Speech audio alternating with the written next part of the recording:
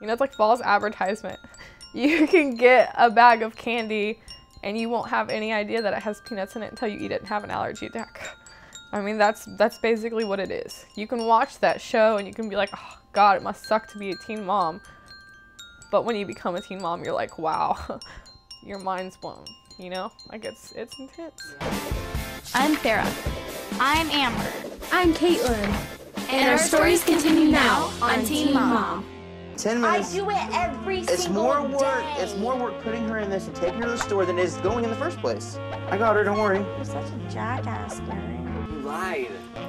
Well, I lied because she scared me. I thought I was going to be able to get the birth control if I told her that we weren't using protection. I can like know them for a few years. I mean, I don't even need it. I'm just thinking. Shut up. I know I want out too. I'm in here all the time too. That wasn't all about. Let me tell you something. You don't talk to my damn dad like that. You hear me? You apologize. What I see in reality TV, the main problem is the name of the genre, reality TV. I think it should be called anti-reality TV or enhanced reality, because I don't think it's real. I don't think reality has anything to do with it. I think something else does. Entertainment, money, probably money. E confirms via a court appearance for felony and misdemeanor charges, Amber makes $280,000 per year. That's right, peeps are saying that it's almost as if she's being rewarded for her questionable behavior. My name is Katie, and I am 22, and I got pregnant with my first daughter at 19, and I had her when I was 20. And then I got pregnant again last year and had my other daughter this year. I do not think that Teen Mom helps teenage girls realize, you know, what it would be like if they were to have sex and have a child at a young age. I don't think there's anything that could prepare anybody for that. There is a lot that comes with it, not just the responsibility. You've had enough today, haven't you?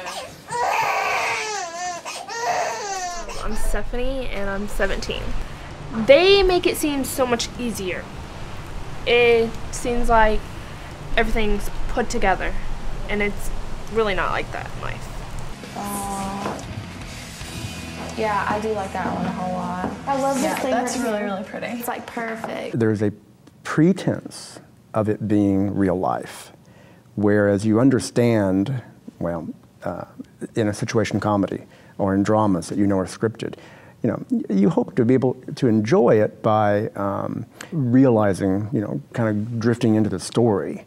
But with reality television, you don't have to necessarily do that. You feel like you're watching real life happening, and you're not. So I think it's one of the more potentially dangerous forms of media we have.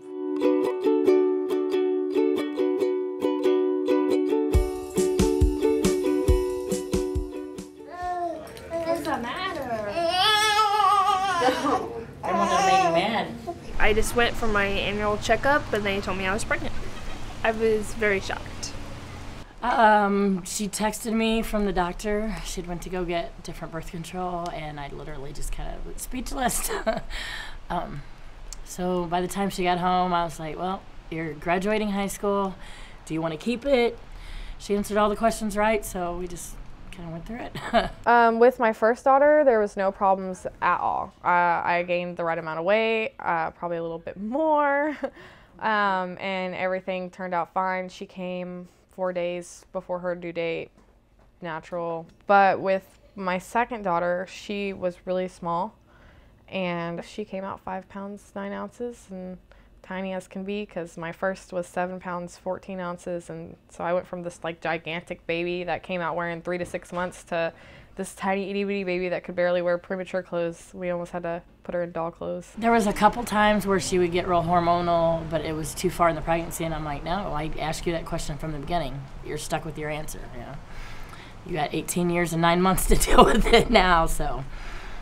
Yeah, I gave her that option at first because we don't believe in abortion. I'm not gonna lie, there's times when I'm like, maybe I should just let my parents or somebody have them, and maybe I should just walk away from the situation, or maybe, you know, maybe things would be better if I wasn't here.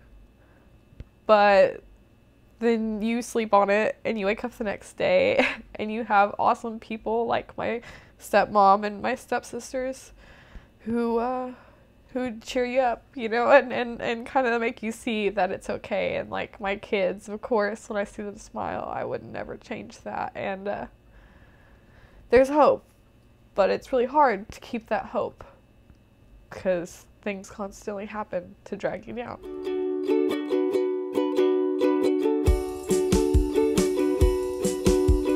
You think you're depressed? I think I'm depressed. Sometimes I don't even want to get out of bed. I know that everybody says that, but really when I wake up in the mornings, the only thing that gets me out of bed is when Lee is over there on the bed, you know. I went through postpartum depression the first couple weeks and got put on medicine for it. There is days, you know, that she's still wants to be a kid, like, and I think that was a lot of the triggers with the postpartum when going back to high school, because she could see all of her friends still being teenagers and not having to worry about anything. So when I had Shayda, it was so life-changing, like so life-changing. I went from being solely independent, living on my own, being able to hang out with friends and you know, do whatever I wanted to being stuck with this other life to take care of and do everything for, and then I had to try to wind it all up together, and that was really hard for me. That put a strain on all my previous problems and made them explode. It all hit at once and I overloaded. Her cries quit concerning me. And it's really hard because when you're a first-time mom, you want to be like the best mom, because I didn't believe in abortion, so that wasn't an option for me. And as far as I was concerned, why carry a child for 9 months and then give it away? Especially when, you know, you can clearly take care of it when you're not a drug addict and like you made the decision to have sex and everything. So as hard as it was, when everything collapsed, her cries went from being concerning to giving me really bad anxiety and then making me mad. So I'd get frustrated because, you know, there would be times when she would cry because she was so tired she didn't want to go to sleep. You know, she'd fight it or something, you know, like I couldn't get her to stop, and there was times when I just had to put her in her pack and play and walk away and go outside and smoke a cigarette, or there was times when I would have to set her down and walk away and go in the other room and just yell, because I mean it was so hard. And eventually the yelling started turning into worse, and I was having such a hard time trying to manage the postpartum that I asked for help, because I didn't want to become one of those crazy moms. But it is, postpartum's really hard, and I don't think it's something you really ever let go of. Like, I think once it comes around and brings back the previous problems that you may have, and then it kind of puts everything into hyperdrive, you can like calm down from it. But I think that once you have another child, it kind of lurks around. I do feel like I have postpartum still sometimes, not nearly as bad as I did. I've learned different coping skills and everything, but there are still times when I'm like, oh my gosh, you know, like I need to breathe. I need to be a 22-year-old, but I think that's a normal mom thing. So the fact that I haven't hit rock bottom this time is really exciting. Some days whenever I'm tired and exhausted from work and I come home and he's crying and she wants a break, and it's just feels like everything's just on you at once, and you just want to break sometimes, but you can't get it.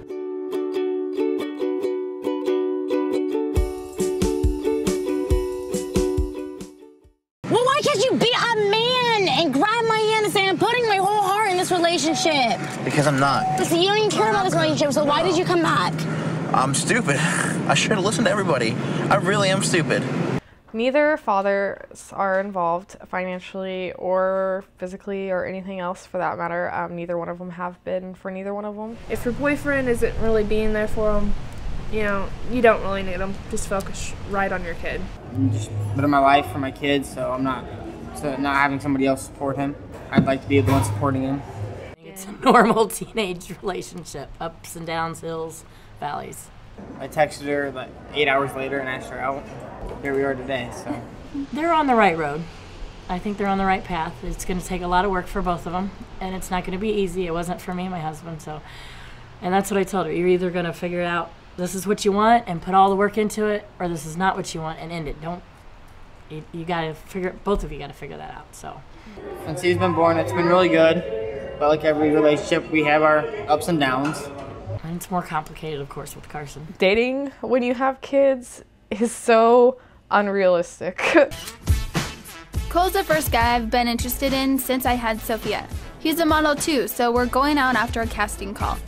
You would love to find that connection and have somebody to share moments with and feel loved and whatnot. And you see it all around you, so of course you want it. But in reality, it's not realistic at all, because it's hard to find somebody that wants to be with somebody that has kids when they don't, especially at a young age. So your daughter is 4 months now? Yeah, my daughter's 4 months now. And what's her name? Sophia. Sophia, that's cute. Yeah, I know. She is cute.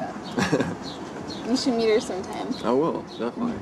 Do you want to date and have your have guys in and out of your children's lives? Like, you don't want that at all. Or I mean, I don't. I would think any decent mom wouldn't want that either. So it's hard to make that connection with somebody. I have yet to make that connection with somebody because of that reason. Because as soon as I tell them I have kids, it's over.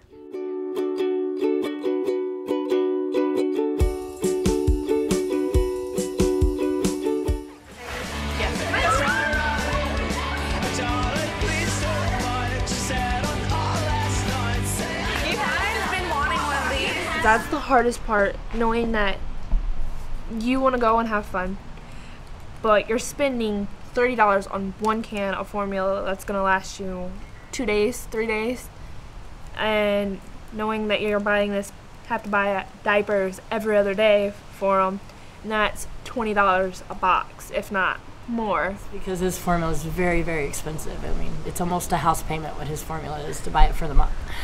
Yeah.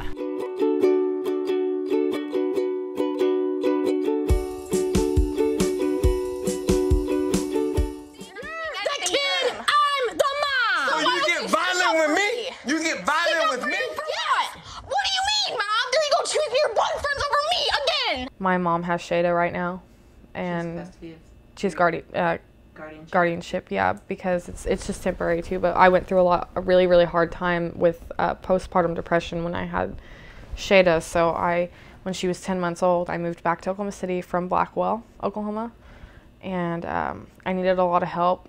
And she basically talked me into doing it legally, which was probably the biggest mistake I could have ever done in my life. So she has Shada. And it's really hard because I have Leah and I just want them together. But you want them to grow up to know each other. Yeah, and they do, but like I would like to have Shada every day. And I know that would make it way more hard on me. It's been tough. I definitely am a stay-at-home mom, and I try to help out with things around the house just because it's really my dad. He really does everything for me. Well, without him, I don't know where I'd be. But my mom's not supportive by any means. She never really has been. My mom helps me if I am way too tired at night and just need one night of sleep. She takes over and helps with that.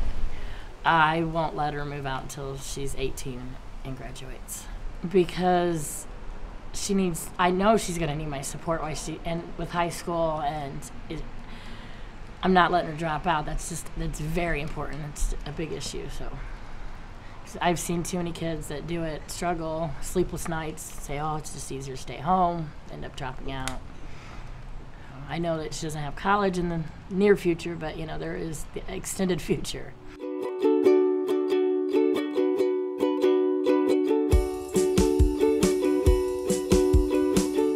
I think Teen Mom, the show, definitely portrays some aspects of like real life teen moms, but at the same time, it definitely doesn't.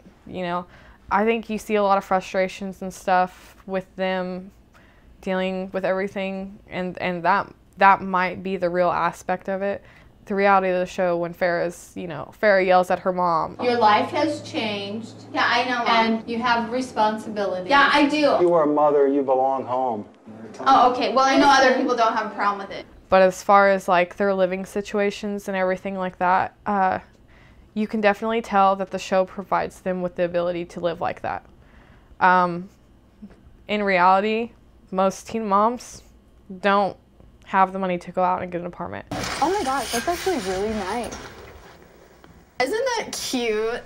But about the money, I don't think they talk about it at all. Like, I've seen one episode where she was talking about how she was asking her mom for money so she could go and do something for her. It's a big thing to go and have time to yourself at least once a week. But, I mean, I spend almost $300 a week on my child, so the money, they need to put money in there and show how much diapers cost, how much their clothes cost, and how much their formula costs, and not the extra stuff. And then show, after spending what you need, if you have money extra, this is how much the extra stuff costs.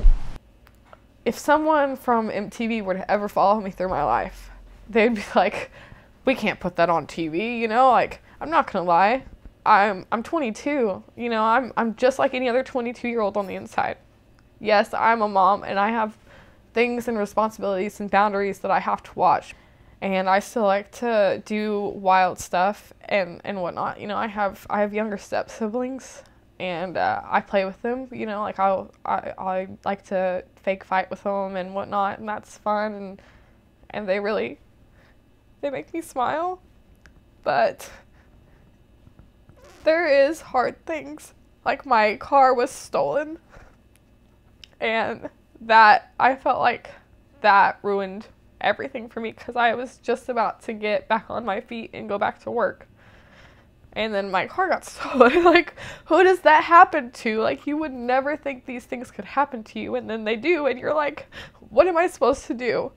I had a major breakdown after that happened. My mom kicked me out, and things were crazy, and I couldn't deal with it. So I had to walk away from my kids for a second and just pace outside smoking cigarettes, like chain smoking cigarettes, and crying and saying, God, what did I do? You know, like, what have I done? I have 2 kids, I'm 22, I don't have a car, I have no job, I live at home with my dad, who has a whole new family and kids and stuff to take care of his own, and I have to ask him every single day for help. You know, and that's hard for me to do, because here I am, 22 with 2 kids, and I should be able to stand on my feet on my own, but I can't.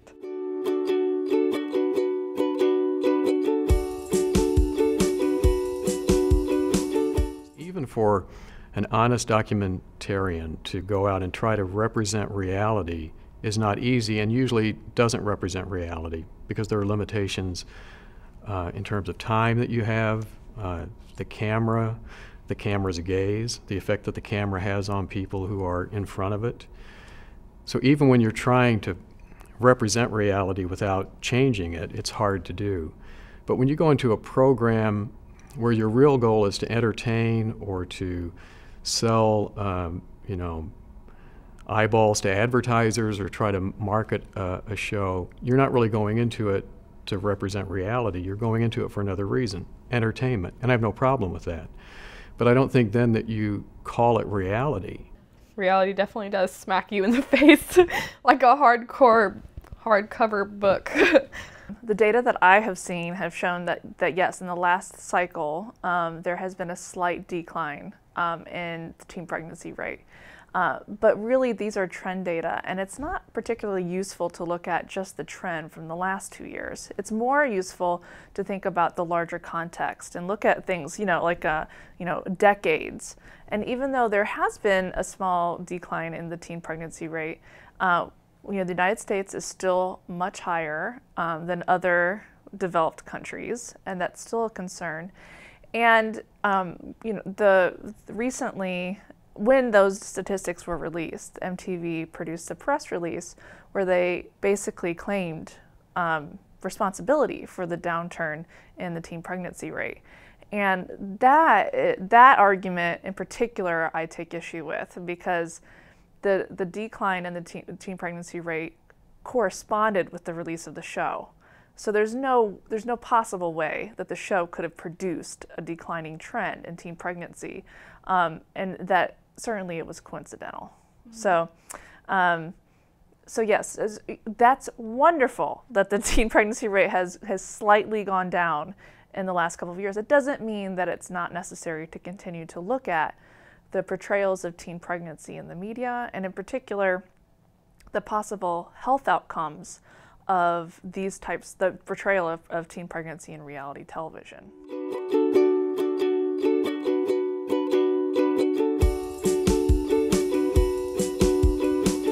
I think that they're also warping a lot of kids' minds to thinking, oh, well, if they can do it and get paid and get on this show, then maybe I can. That's not what they should do. You know, I think if you're trying to let kids know that it's not a good idea and this is how it really is, then you need to put reality into it 100%.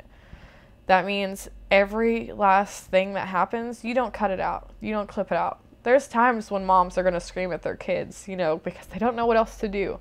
There's times when parents and the kids are going to get into it. And there's times when, you know, like me, you're a single mom and you have absolutely nothing to your name but your children. And you live at home in a house with 10 other people, and you struggle every single day. And bad stuff happens every single day, and you just try to walk through it with a smile, but they don't show any of that. They have like scheduled bad things happen, you know what I'm saying? Like, and that's, to me, that's ridiculous, because every day there's something bad that happens to me, but every day I try to put my chin up and walk through it. The girls who saw the episode of 16 and Pregnant versus the girls who saw the episode of Made, they reported less perception that they were personally at risk for teen pregnancy, and they reported to believe that the benefits of teen pregnancy outweigh the negative outcomes, the pitfalls of teen pregnancy.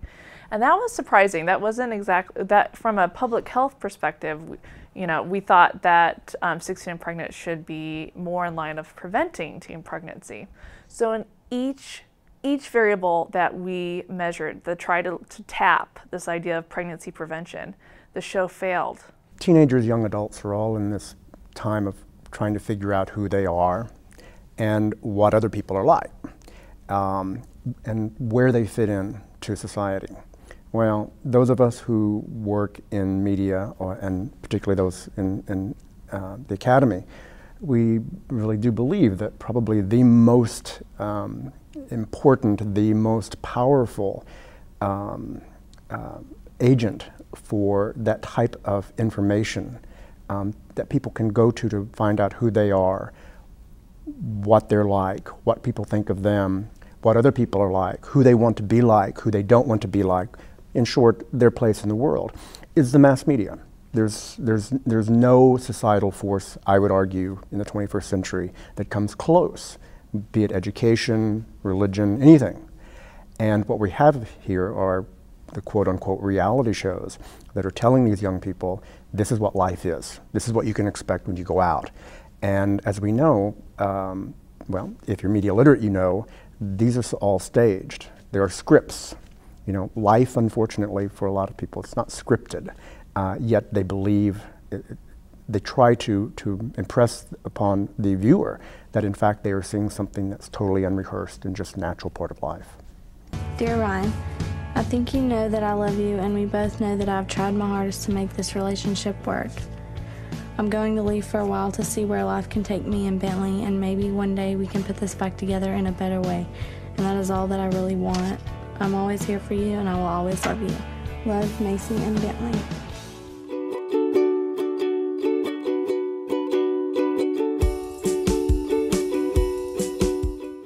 Babies aren't dolls, and they're not toys, and they're not fun.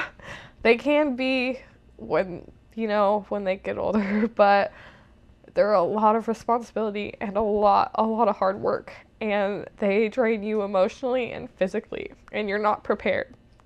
I don't think that anybody is ever really prepared unless they're like legitimately married and 33 and ready to have kids or whatever. But I don't think as a teenager and as a early 20-year-old, I don't think anybody is ready for that. I think that if you're willing to give up your whole life, that means school, and anything fun that you want to do or whatever, then you know what? Go right ahead. But I don't think anybody's prepared for that. You give up your whole life for your child, and it's super hard. So I would tell them they're stupid and they need to not even have sex. And if they want to have sex, then be smart about it. Use birth control or condoms or whatever contraceptives are out there. Like, exercise those extremely, you know, because it's life altering to have kids. And I love my kids. They're great, and I wouldn't give them up for the world, but I would have waited. I would have waited.